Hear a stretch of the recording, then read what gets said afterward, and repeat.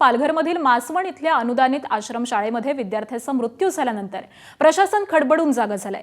आश्रमशाळेत जिल्हा प्रशासनाची संपूर्ण यंत्रणा पाहणी करण्यासाठी दाखल झाली आहे। इयत्ता पहिलीमध्ये शिकणाऱ्या श्रियांश शैलेश आंबात या विद्यार्थ्याचा संशयास्पद मृत्यू झाला होता। अवघ्या महिनाभरामध्ये याच आश्रमशाळेतील 2 विद्यार्थ्यांचा मृत्यू झाल्यामुळे आश्रमशाळेतील विद्यार्थ्यांच्या आरोग्य आणि सुरक्षेचा प्रश्न ऐरणीवर आलाय। दरम्यान पालक आणि स्थानिकांनी जिल्हाधिकाऱ्यांकडे या आश्रमशाळेबद्दल व्यथा मांडल्यात।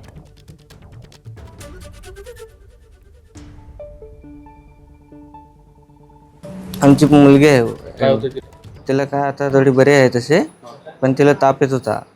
मग ते भावाची एक मुलगी आहे ना, त्याने मग लपून फोन केला, त्याने वाटतं मग रात्री रडत होती, मग फोन केला परत। भीती ते वाटणार ना, फोन त्याने कळवायला पाहिजे, कळवणार नाही तर मग आम्हाला तर भीती ते वाटणारच ना, त्याने कळवायला पाहिजे अगोदर असं।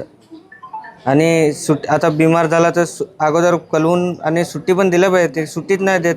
रविवारी तो नॉर्मल होता, रविवारी मला वाटतं एक कार्यक्रमसुद्धा होता त्यांच्या आश्रमशाळेत, त्यातही तो सहभागी झाला होता। मात्र सोमवारी सकाळी त्याला खूपच अस्वस्थ झालं होतं, श्वास घेता येत नव्हता, त्रास होत होता, थोडासा ताप पण होता आणि त्याला PSAमध्ये आणला।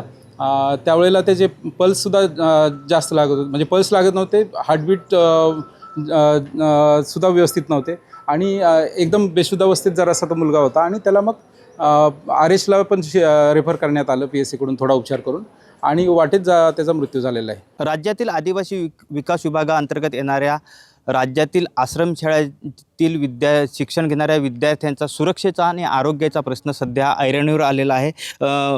पालघर मधील जी आदिवासी सेवा मंडळ अंतर्गत मासवण येथील अनुदानित आश्रमशाळा आहे, या आश्रमशाळेतील एका पहिलीत शिकणाऱ्या विद्यार्थ्याचा काल दुर्दैवी असा मृत्यू झाला होता आणि 15 दिवसापूर्वीसुद्धा एका विद्यार्थिनीचा तिला इथून घरी सोडल्यानंतर तिचा मृत्यू झाला होता। त्याच ठिकाणी आपण बघू शकतो की इथे सध्या जिल्हा प्रशासन आहे ते पूर्ण इथे आलेलं आहे आणि ह्या परिसराची जी पाहणी आहे या आश्रमशाळेच्या ती सध्या सुरू आहे। ह्या विद्यार्थ्यांना जो ताप येतो किंवा सर्दी खोकला आहे तो कशामुळे आहे हे आता तपासण्याचं काम आहे ते सुरू झालेलं आहे। तर इथूनच्या जिल्हाधिकाऱ्यांनी सुद्धा सांगितलेलं आहे की ह्या प्रकरणामध्ये जे कोणी दोषी आढळतील त्यांच्यावर कारवाई करण्यात येईल।